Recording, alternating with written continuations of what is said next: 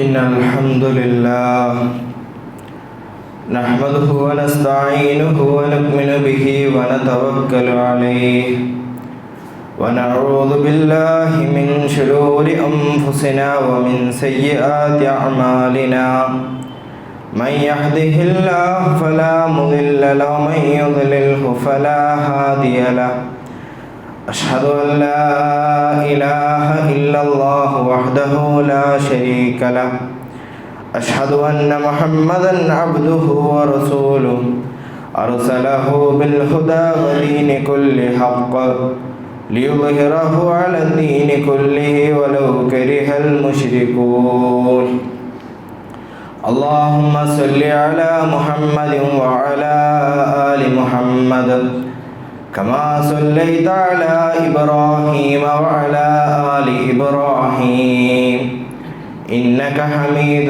مجيد اللهم بارك على محمد وعلى آل محمد كما باركت على إبراهيم وعلى آل إبراهيم إنك حميد مجيد أما بعد فإن خير الحديث كتاب الله فخير الهدي هدي محمد صلى الله عليه وسلم وشر الأمور محدثاتها وكل محدثة بدعة وكل بدعة ضلالة وكل ضلالة في النار يا أيها الذين آمنوا اتقوا الله حق تقاته ولا تموتن إلا وأنتم مسلمون يا أيها الناس اتقوا ربكم الذي خلقكم من نفس واحدة وخلق منها زوجها وبث منهما رجالا كثيرا ونساء واتقوا الله الذي تساءلون به والأرحام إن الله كان عليكم رقيبا يا أيها الذين آمنوا اتقوا الله وقولوا قولا سديدا يصلح لكم أعمالكم ويغفر لكم ذنوبكم ومن يطع الله ورسوله فقد فاز فوزا عظيما أعوذ بالله من الشيطان الرجيم بسم الله الرحمن الرحيم ولقد خلقنا الإنسان ونعلم ما توسوس به نفسه ونحن أقرب إليه من جبل الأولين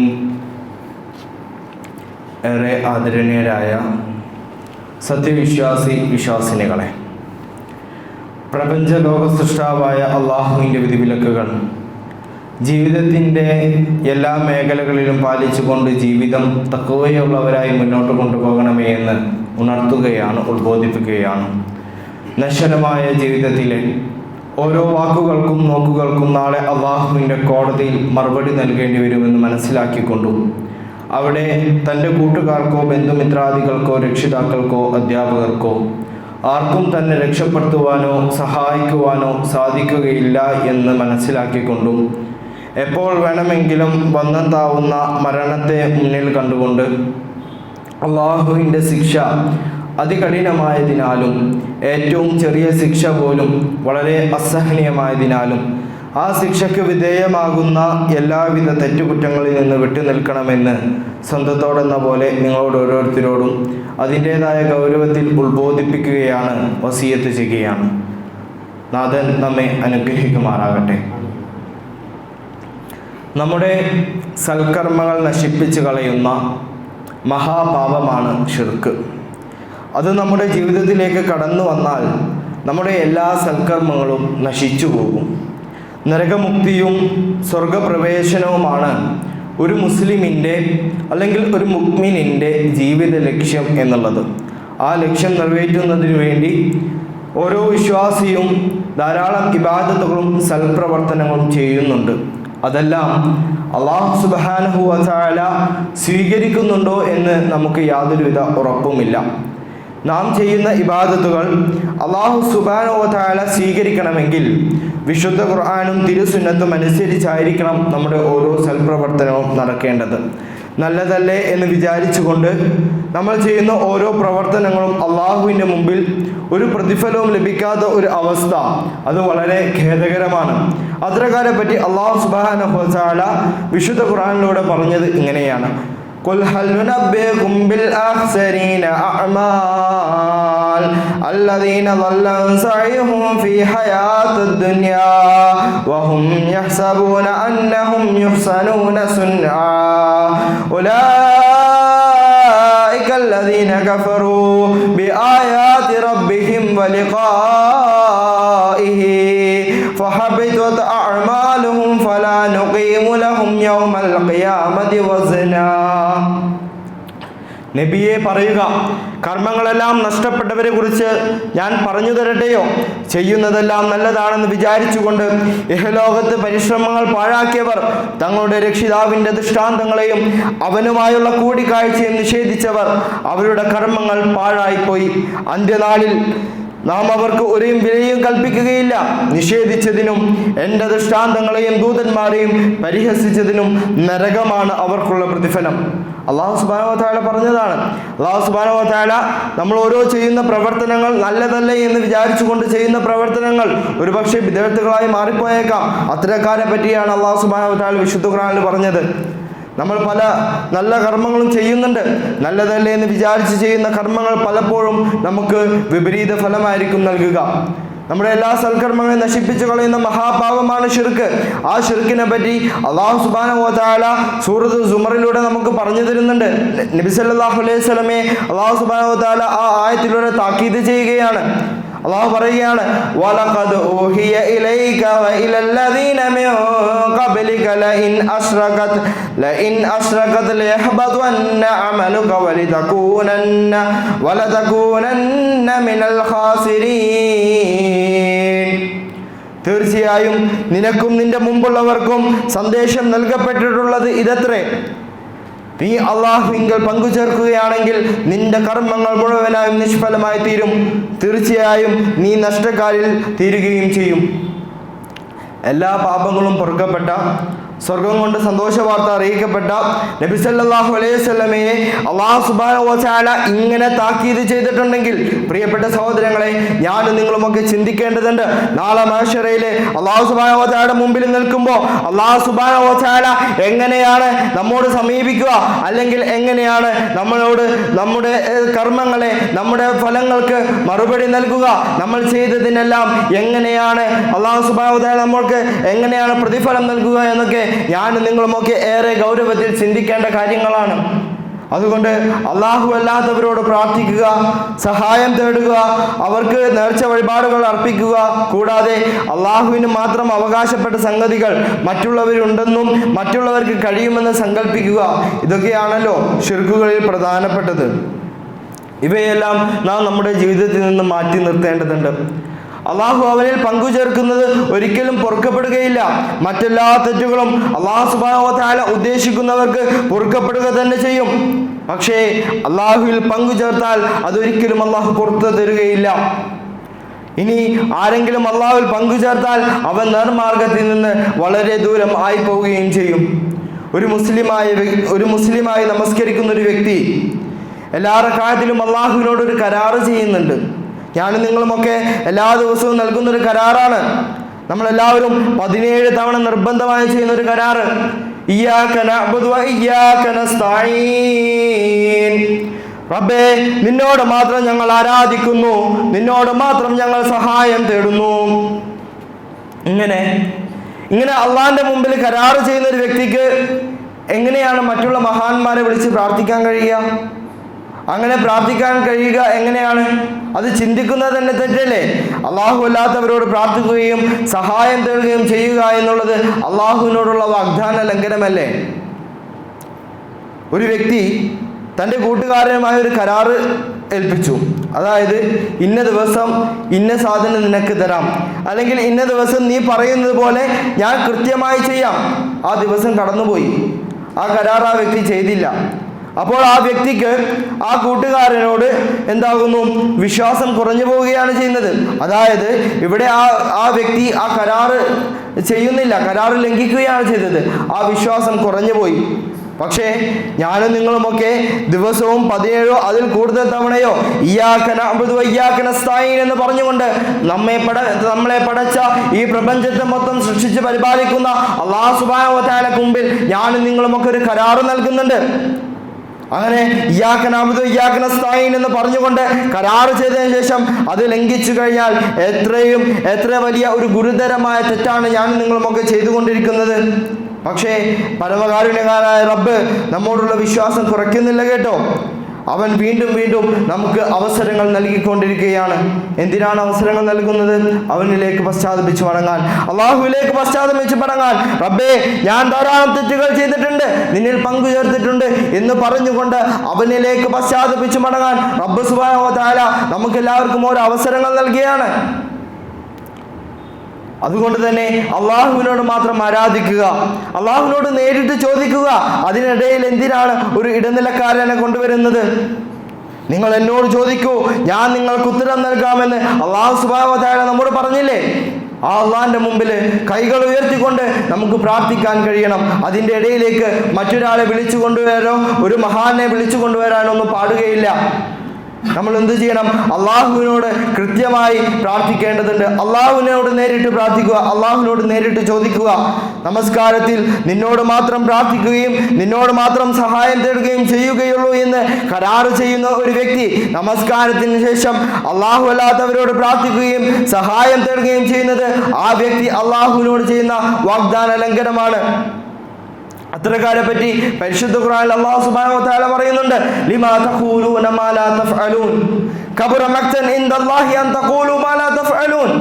നിങ്ങൾ ചെയ്യാത്തത് എന്തിനാണ് നിങ്ങൾ പറയുന്നത്? നിങ്ങൾ ചെയ്യാത്തത് എന്തിനാണ് പറയുന്നത്? നിങ്ങൾ ചെയ്യാത്തത് പറയുക എന്നുള്ളത് അള്ളാഹുവിൻ്റെ അടുക്കൽ വലിയ ക്രോധത്തിന് കാരണമായിട്ടുള്ളതാണ്. ആരാണോ സത്യവിശ്വാസത്തെ നിഷേധിക്കുന്നത് അവന്റെ അമലുകൾ അല്ലാഹു സുബ്ഹാനഹു വ തആലക്ക് വേണ്ട, അവന്റെ അമലുകൾ അല്ലാഹു സുബ്ഹാനഹു വ തആല സ്വീകരിക്കുകയില്ല. അവന്റെ എല്ലാ സൽപ്രവർത്തനങ്ങളും നിഷ്ഫലമായി എന്നുള്ളതാണ്. അവൻ പരലോകത്ത് നഷ്ടക്കാരുടെ കൂട്ടത്തിൽപ്പെട്ടു എന്ന് വിശുദ്ധ ഖുർആൻ നമ്മെ പഠിപ്പിച്ചു തരുന്നുണ്ട്. പരലോകത്തിലുള്ള വിശ്വാസം, മലക്കുകളിലുള്ള വിശ്വാസം, അവന്റെ ഗ്രന്ഥങ്ങളിലുള്ള വിശ്വാസം ആരാണോ നിഷേധിക്കുന്നത് അവന്റെ സൽപ്രവർത്തനങ്ങളും അവന്റെ ഇബാദത്തുകളും ഒന്നും അല്ലാഹു സുബ്ഹാനഹു വ തആലക്ക് വേണ്ട. അതൊന്നും അല്ലാഹുവിന്റെ അടുക്കൽ സ്വീകാര്യതയില്ല. സഹോദരങ്ങളെ, നമ്മുടെ ജീവിതത്തിൽ ശിർക്ക് സംഭവിച്ചാൽ, ഒരാൾ ശിർക്ക് ചെയ്താൽ അവൻ എത്ര വലിയ ഉന്നതനാണെങ്കിലും, അയാൾ എത്ര ധാരാളം സൽപ്രവർത്തനങ്ങൾ ചെയ്താലും, ഉഹുദ് മലയോളം സൽക്കർമ്മങ്ങൾ ചെയ്തിട്ടുണ്ടെങ്കിലും അള്ളാഹുവിൻ്റെ അടുക്കൽ ആ സൽക്കർമ്മങ്ങൾ അസ്വീകാര്യമാണ്. എന്താണ് ശിർക്ക് എന്ന് പറഞ്ഞാൽ? അള്ളാഹുവിങ്കൽ പങ്കുചേർക്കലാണ്, അള്ളാഹു അല്ലാത്തവരെ വിളിച്ചു പ്രാർത്ഥിക്കലാണ്. വഴിപാടുകൾ, പ്രാർത്ഥനകൾ, തേട്ടങ്ങൾ, സുജൂദുകൾ, ബലിയർപ്പണങ്ങൾ അള്ളാഹു അല്ലാത്തവർക്ക് സമർപ്പിക്കലാണ്. അള്ളാഹുവിനോട് മാത്രം ചോദിക്കേണ്ട കാര്യങ്ങൾ അള്ളാഹു അല്ലാത്തവരോട് ചോദിക്കുക എന്നുള്ളതാണ് ശിർക്ക് എന്ന് പറയുന്നത്. അതായത് ഹിദായത്തിന് വേണ്ടിയും രോഗശമനത്തിന് വേണ്ടിയും സന്താന സൗഭാഗ്യങ്ങൾക്ക് വേണ്ടിയും ആഗ്രഹ സഫലീകരണത്തിനൊക്കെ വേണ്ടി മരിച്ചുപോയവരെ വിളിച്ചു തേടുന്നത് കൊടിയ ശിർക്കാണെന്നാണ് പരിശുദ്ധ ഇസ്ലാം നമുക്ക് പഠിപ്പിച്ചു തരുന്നത്. അതുകൊണ്ട് ശിർക്കിനെ തൊട്ട് നമുക്ക് ജാഗ്രത വേണം. അള്ളാഹുവിനോട് നിരന്തരം നമുക്ക് പ്രാർത്ഥിക്കാൻ കഴിയണം. റബ്ബേ, അറിഞ്ഞോ അറിയാതെയോ നിന്നിൽ പങ്കു ചേർക്കുന്നതിനെ തൊട്ട് ഞാൻ നിന്നോട് കാവൽ ചോദിക്കുന്നു എന്ന് അള്ളാഹുവിനോട് നിരന്തരം കൈകൾ ഉയർത്തിക്കൊണ്ട് പ്രാർത്ഥിക്കാൻ നമുക്ക് സാധിക്കേണ്ടതുണ്ട്. 6-ാം അധ്യായമായ സൂറത്ത് മാഊനിൽ അല്ലാഹു സുബ്ഹാനഹു വ തആല 18ഓളം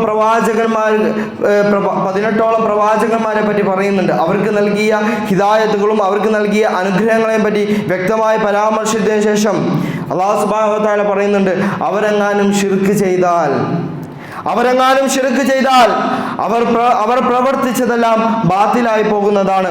ആ പേരുകൾ പരാമർശിച്ച കൂട്ടത്തിൽ ഇബ്രാഹിം നബി അലൈഹി ഇസ്ലാമിന്റെ പേരുണ്ട്, സഖറിയ നബി അലൈഹി ഇസ്ലാമിന്റെ പേരുണ്ട്, മൂസാ നബി അലൈഹി ഇസ്ലാമിന്റെ പേരുണ്ട്, ഈസാ നബി അലൈഹി ഇസ്ലാമിന്റെ പേരുണ്ട്. ഇത്രയും മഹാന്മാരായ പ്രവാചകന്മാരുടെ പേരുകളൊക്കെ പറഞ്ഞ ശേഷം അള്ളാഹു അവരോടൊക്കെ പറയുകയാണ്, നിങ്ങൾ ശിർക്ക് ചെയ്താൽ, നിങ്ങൾ അള്ളാഹുവിൽ പങ്കുചേർത്താൽ നിങ്ങളുടെ അമലുകളെല്ലാം ബാത്തിലായി പോകുമെന്ന് പ്രവാചകൻ മുഹമ്മദ് മുസ്തഫ റസൂലുള്ളാഹി സ്വല്ലല്ലാഹു അലൈഹി വസല്ലമയോട് അള്ളാഹു പറയുന്നുണ്ട്, പ്രവാചകരെ, താങ്കൾ ശിർക്ക് ചെയ്താൽ, അള്ളാഹുവിൽ പങ്കുചേർത്താൽ താങ്കളുടെ അമലുകൾ, താങ്കളുടെ സൽക്കർമ്മങ്ങൾ ബാത്തിലായി പോകുമെന്ന്.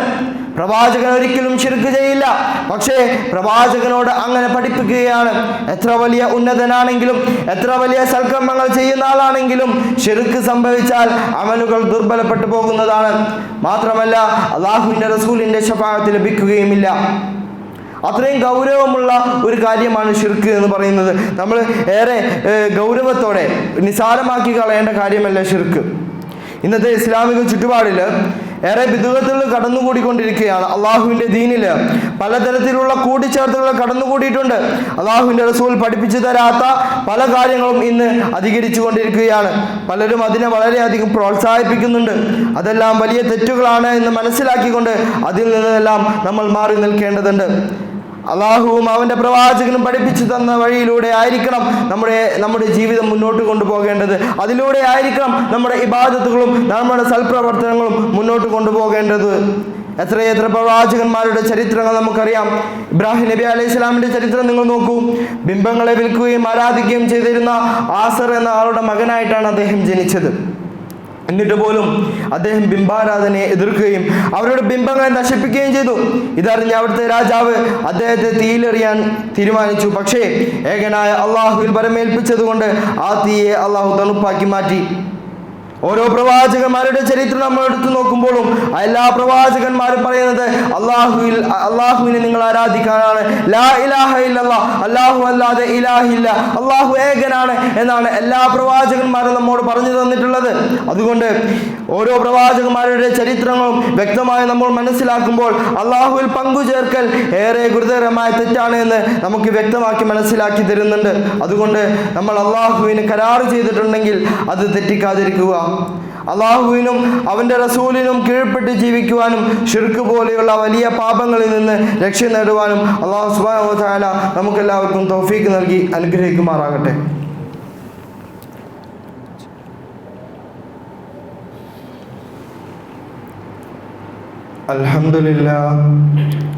അൽഹംദുലില്ലാഹി റബ്ബിൽ ആലമീൻ വസ്സലാത്തു വസ്സലാമു അലാ റസൂലില്ലാഹ് വഅലാ ആലിഹി വസ്ഹാബിഹി അജ്മഈൻ. അമ്മാ ബഅദ്. ആദരണീയരായ വിശ്വാസിനികളെ, പ്രപഞ്ച ലോക സൃഷ്ടാവായ അള്ളാഹുവിൻ്റെ വിധിവിലക്കുകൾ ജീവിതത്തിൻ്റെ രഹസ്യവും പരസ്യവുമായ എല്ലാ മേഖലകളിലും കാത്തു സൂക്ഷിച്ചുകൊണ്ട് ജീവിതം തഖ്വയുള്ളവരായി മുന്നോട്ട് കൊണ്ടുപോകണമേ എന്ന് ഒരിക്കൽ കൂടി ഉണർത്തുകയാണ്, വസിയത്ത് ചെയ്യുകയാണ്. നാഥൻ നമ്മെ അനുഗ്രഹിക്കുമാറാകട്ടെ. ശിർക്ക് എന്നത് അള്ളാഹു ഒരിക്കലും പൊറുക്കാത്തൊരു പാപമാണ്. ശിർക്ക് ചെയ്യുന്നവർക്ക് സ്വർഗം നിഷിദ്ധമാണ്. അവൻ കാലാകാലം നരകത്തിൽ കഴിഞ്ഞുകൂടുന്നവനാണ്.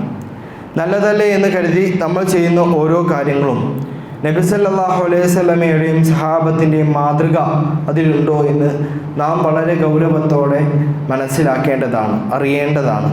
ഒരിക്കൽ നബി സല്ലല്ലാഹു അലൈഹി വസല്ലമയും സഹാബത്തും ഹുനൈനിലേക്ക് യുദ്ധത്തിന് വേണ്ടി പുറപ്പെട്ടു. അങ്ങനെ അവർ ദാത്ത് അൻവാത്ത് എന്ന വൃക്ഷത്തെ കണ്ടു. അതിനിടയിലൂടെയാണ് കടന്നു പോയത്, അതിന് മുമ്പിലൂടെ.